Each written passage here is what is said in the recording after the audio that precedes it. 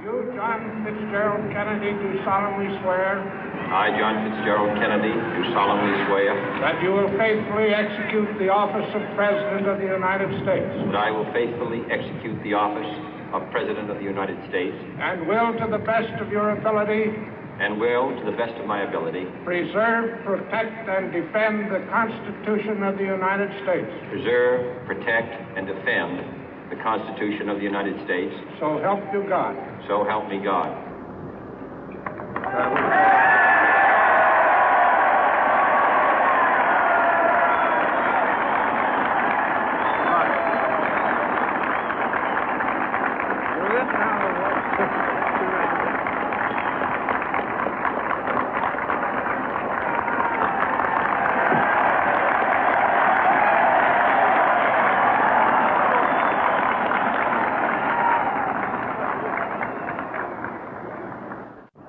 Vice President Johnson, Mr. Speaker, Mr. Chief Justice, President Eisenhower, Vice President Nixon, President Truman, Reverend clergy, fellow citizens. We observe today not a victory of party, but a celebration of freedom, symbolizing an end as well as a beginning, signifying renewal as well as change. For I have sworn before you and Almighty God the same solemn oath our forebears prescribed nearly a century and 3/4 ago.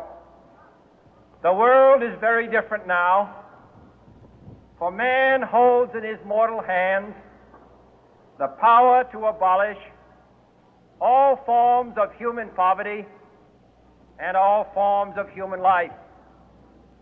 And yet the same revolutionary beliefs for which our forebears fought are still at issue around the globe.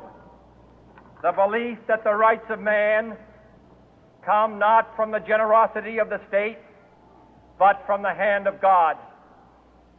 We dare not forget today that we are the heirs of that first revolution.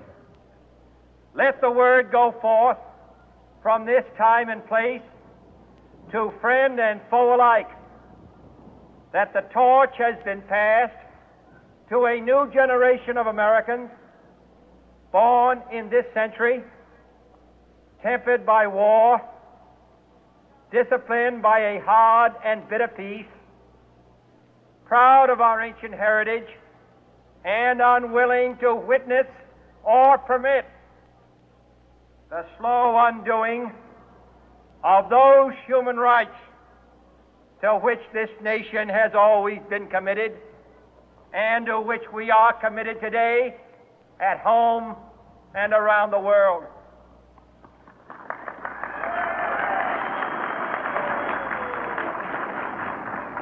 Let every nation know, whether it wishes us well or ill, that we shall pay any price, bear any burden, meet any hardship, support any friend, oppose any foe to assure the survival and the success of liberty.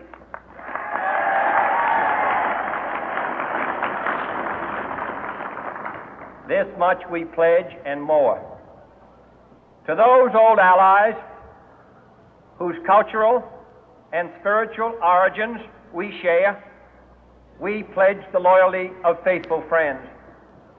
United, there is little we cannot do in a host of cooperative ventures. Divided, there is little we can do, for we dare not meet a powerful challenge at odds and split asunder. To those new states whom we welcome to the ranks of the free, we pledge our word that one form of colonial control shall not have passed away, merely to be replaced by a far more iron tyranny. We shall not always expect to find them supporting our view, but we shall always hope to find them strongly supporting their own freedom, and to remember that in the past, those who foolishly sought power by riding the back of the tiger ended up inside.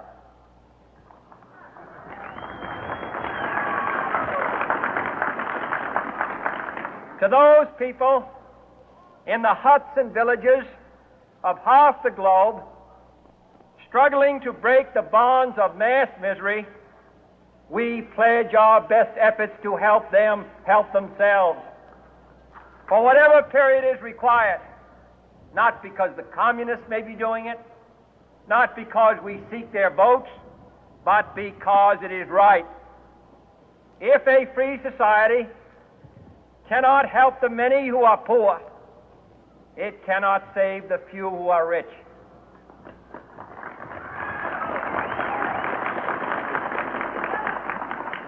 To our sister republics south of our border, we offer a special pledge to convert our good words into good deeds, in a new alliance for progress, to assist free men and free governments in casting off the chains of poverty.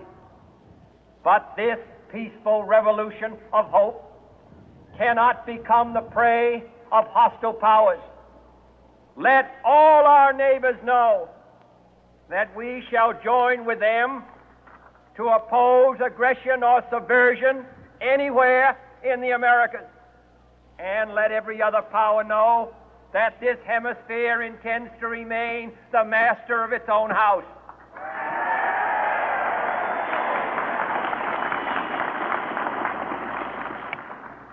To that World Assembly of Sovereign States, the United Nations, our last best hope, in an age where the instruments of war have far outpaced the instruments of peace, we renew our pledge of support to prevent it from becoming merely a forum for invective, to strengthen its shield of the new and the weak, and to enlarge the area in which its writ may run. Finally, to those nations who would make themselves our adversary, we offer not a pledge, but a request that both sides begin anew the quest for peace.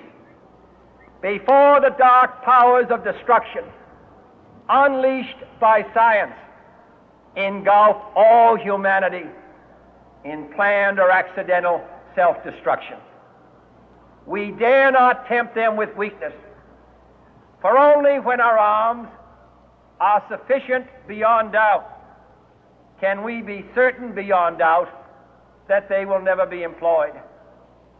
But neither can two great and powerful groups of nations take comfort from our present course, both sides overburdened by the cost of modern weapons, both rightly alarmed by the steady spread of the deadly atom, yet both racing to alter that uncertain balance of terror that stays the hand of mankind's final war.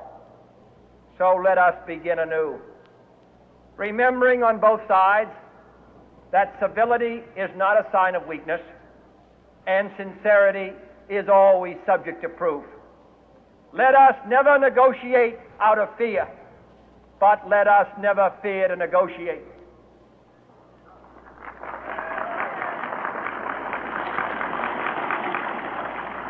Let both sides explore what problems unite us, instead of belaboring those problems which divide us. Let both sides, for the first time, formulate serious and precise proposals for the inspection and control of arms, and bring the absolute power to destroy other nations under the absolute control of all nations.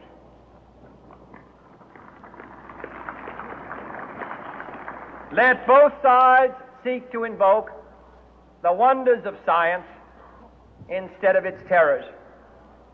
Together, let us explore the stars, conquer the deserts, eradicate disease, tap the ocean depth, and encourage the arts and commerce. Let both sides unite to heed in all corners of the earth the command of Isaiah to undo the heavy burden and let the oppressed go free. And if a beachhead of cooperation may push back the jungle of suspicion, let both sides join in creating a new endeavor, not a new balance of power, but a new world of law, where the strong are just and the weak secure and the peace preserved. All this will not be finished in the first 100 days, nor will it be finished in the first 1,000 days, nor in the life of this administration, nor even perhaps in our lifetime on this planet. But let us begin.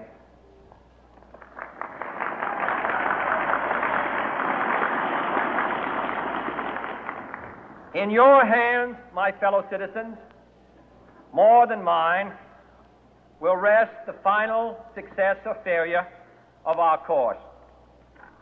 Since this country was founded, each generation of Americans has been summoned to give testimony to its national loyalty. The graves of young Americans who answered the call to service surround the globe. Now the trumpet summons us again, not as a call to bear arms, though arms we need, not as a call to battle, though in battle we are, but a call to bear the burden of a long twilight struggle, year in and year out, rejoicing in hope, patient in tribulation, a struggle against the common enemies of man, tyranny, poverty, disease, and war itself. Can we forge against these enemies a grand and global alliance, north and south, east and west, that can assure a more fruitful life for all mankind? Will you join in that historic effort?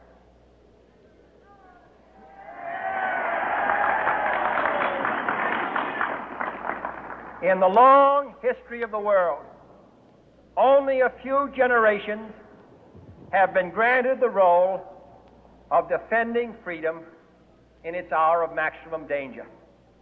I do not shrink from this responsibility. I welcome it.